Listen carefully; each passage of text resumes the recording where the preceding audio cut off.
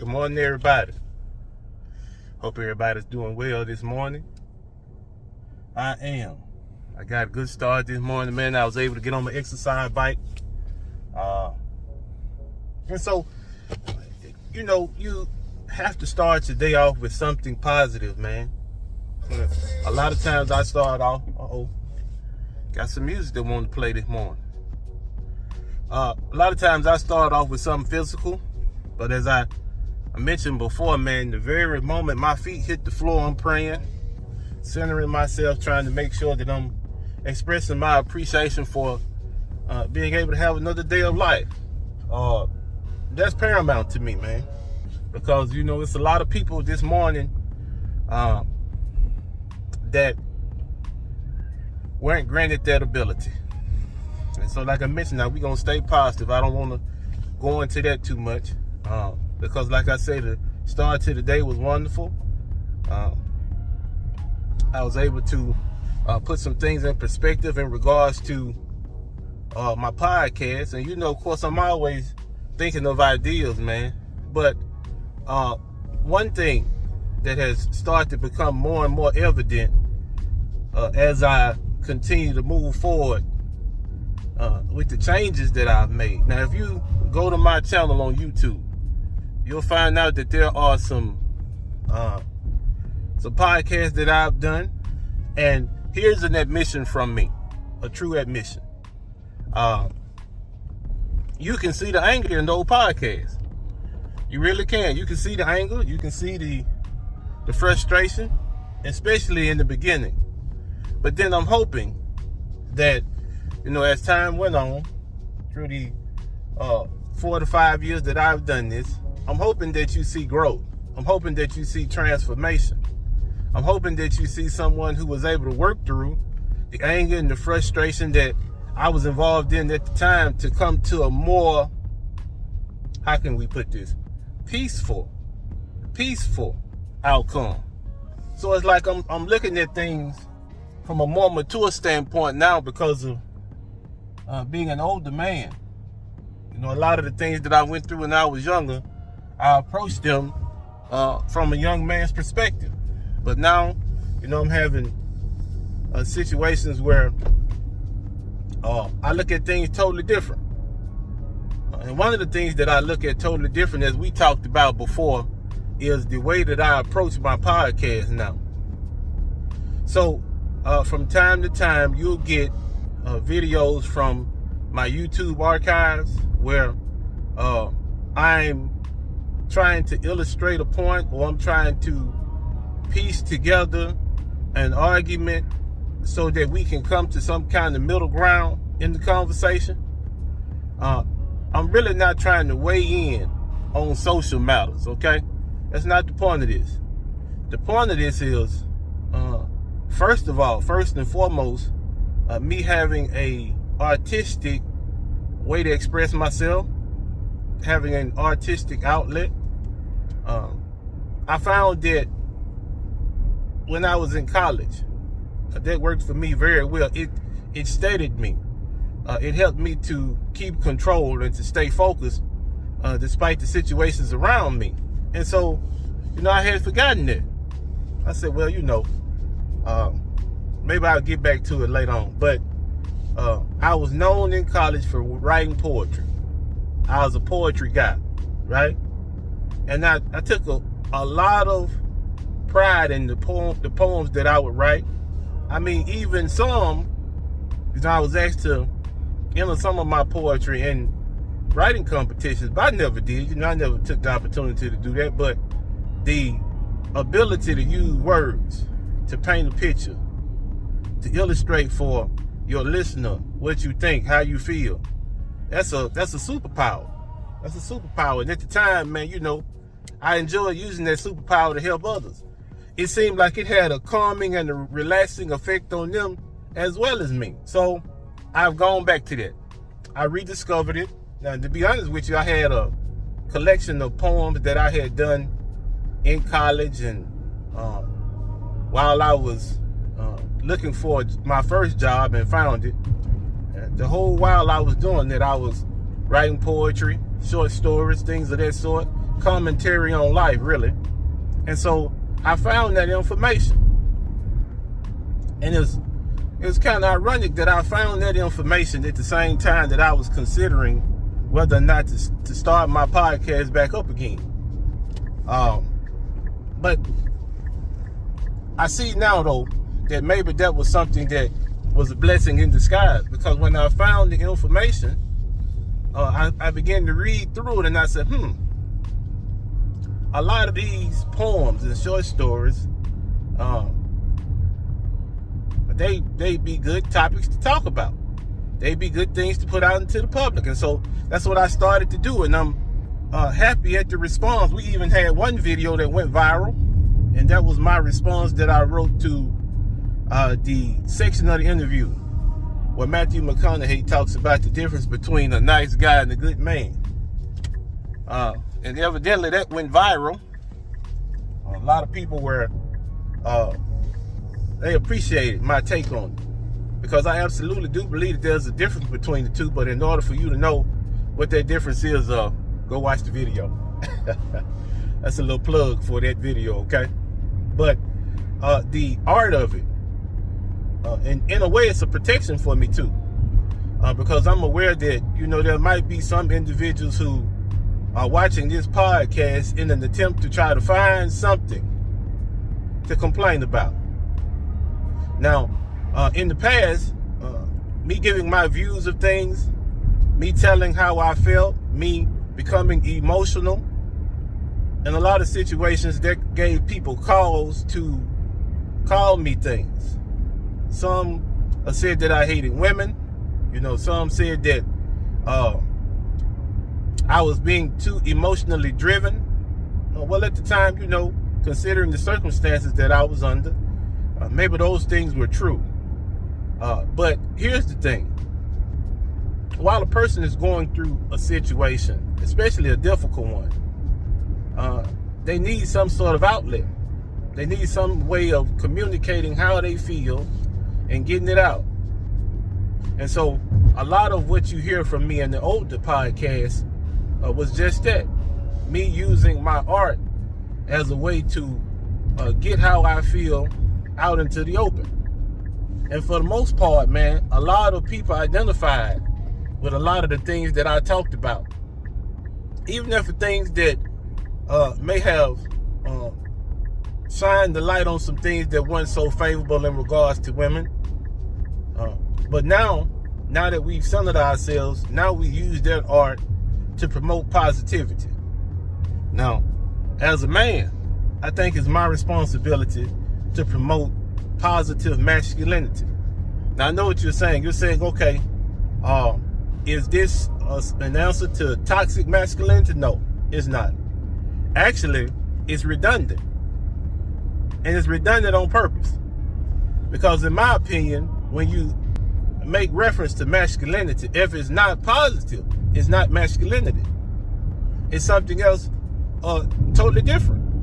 My view of masculinity, what I've learned from my studies in the Bible, what I've learned from examples that I've seen in the scriptures, if it's anything but positive, it's not masculinity. It's not.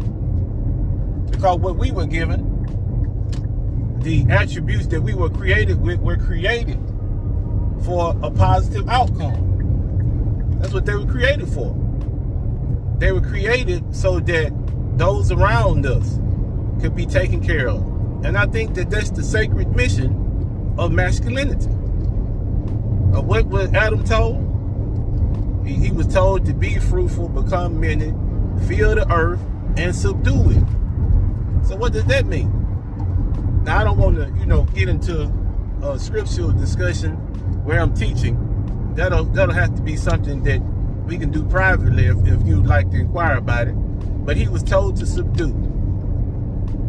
And in subduing, he was supposed to take care of everything else. Because at the time, you think about it, Adam was the oldest creation in existence on earth. He was the oldest creation. The oldest, let me clarify, the oldest sentient creation. Now, there were animals, but they were governed by instinct. He was created like his father, in the fact that he was given the ability to think and to reason. So, the first and the oldest sentient being on earth. And so he had the responsibility, being the eldest, to take care of those that came after him. Well, we know how that worked out. Not necessarily a good job, but it's okay. And so that the example of manhood, the example of masculinity, you know, you don't have to go very far to see in scripture a good example of masculinity and manhood. And so those are the examples that I try to follow. And then there are individuals in my life. There are men who I admire greatly, who they're serious about manhood, they're serious about masculinity, and they take very, very seriously that sacred gift that they've been given, their commission to be the best men that they possibly can be. And just by their example alone, you can see the impact that it's had on their children, the impact that it's had on their spouse, the impact that it's had on those who are around them, that are friends with them. It's had a wonderful impact. And so in my endeavor to paint a picture through my art, through my words, through the clips that I use for video, what I'm trying to do is I'm trying to showcase the positive aspects of manhood and masculinity. I'm trying to show everyone that there's still value in what and how we were created. As men, there is a commission to provide and to protect and to teach and to lead. All those things are incumbent in being a man, and all those things are expected. And so what I normally would do before I write anything, I make sure that how I'm approaching my art is from a positive disposition. I'm looking at things and I'm trying to frame them where they'll be positive. Now, there's going to be some times where the situation might not be as positive as I would like, but it's going to be truthful. Okay? We're going to do truth and positivity tastefully. And so I think that the art that I'm producing will do just that. And then the other way that art protects you is that it leaves it to the person's own imagination to come up with what you're trying to say. So as I mentioned, a lot of times you have individuals that watch your podcast or that look at what you create, and they're looking to find something to point out, to say, oh, this is something that didn't need to be said, or this is something that didn't need to be done. But if it's art, if it's a simple poem, or if it's a simple video, maybe a clip that you've taken and you use that clip in a certain way, then that person is left to formulate what they think on their own. So whatever conclusion you come to, you can't blame the person who created the piece of art, because that was something that came out of you. And so that's a protection. That's a protection. Because in that instance, a person can't say, well, you meant this, or I think you were saying this, because they don't know what you were thinking. They don't know what your views are. The only thing they know is how that art affected them, what it made them feel. And so I think that's a good thing. I think it's a good thing, because most importantly, it's going to help people to, reason on certain topics. They're going to look at certain things just because you brought something to their attention that maybe they didn't think about in the past. And see, that's why historically art has been a powerful stimulus for mankind. Powerful. You have museums full of art. You have publications that saved from thousands of years. The Bible is even an example of it. Some of the writings in the Bible, especially the Psalms, the artistic endeavors of Solomon, wonderful, wonderful works of art that just happen to be beneficial in a spiritual way. But I think that my approach to it this way, producing art, producing short films, that's what I'll call them, because there's video involved. So producing art that way, I think will help a person to think on serious subjects.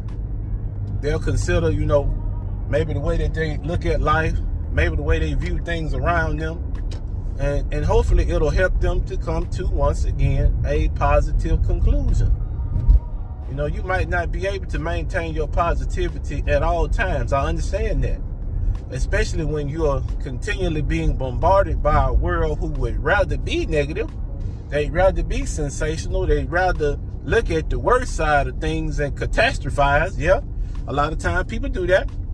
And so it's hard for you to be around those people and maintain your positivity, but at the same time, I believe you can do it. I believe you can do it. I have faith that no matter what, we can look forward to the future and we can see that there's a little light there. And so it's necessary to have a positive outlook. And a lot of times, that positive outlook will help you to endure until your situation gets better. And I want to express all that in my art. The way that I do things, the way that I express myself. Hopefully, it can be a conduit to individuals thinking about topics that might be serious, but at the same time, looking at things from the lens of trying to come up with constructive resolutions. Not just arguing, not just screaming at each other, but coming up with constructive resolutions to issues. That's the direction I'm going in now. It used to be about just expressing how I feel, no matter if what I felt was negative. But there comes a time when you have to accept the responsibility that's involved in being a content creator. And part of it is being genuine and authentic, but then the other part is, how do you affect the people that listen to you? How do you affect your audience? What does your art do? Now, of course, as we mentioned, people are going to respond differently to what you produce. But at the same time, are you trying your best to make sure that what you produce is positive? What you produce is going to lead a person in the right direction. Now, that's the thing to think about. That's the thing that like I mentioned, I'm conscious of it.